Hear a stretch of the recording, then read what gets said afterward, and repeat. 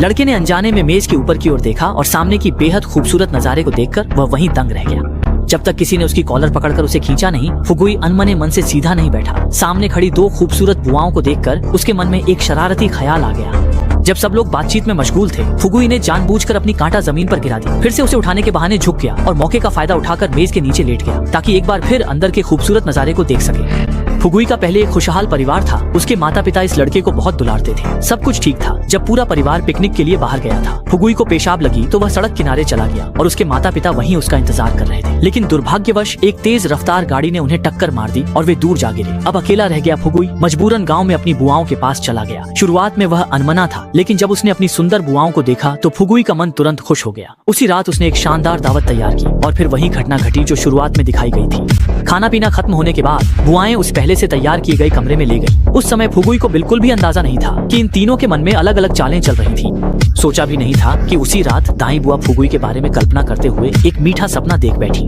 अगले दिन दर्जी का काम करने वाली दूसरी बुआ ने कहा कि वह फुगुई के लिए नए कपड़े बनाएंगी, लेकिन जब उन्होंने अपने बड़े हो चुके भतीजे को देखा तो हैरानी से उनका मुंह खुला का खुला रह गया। तीसरी बुआ तो और भी आगे निकल गई। उन्होंने सबके सामने ही फुगुई को अपने कमरे में आने का न्योता दे दिया।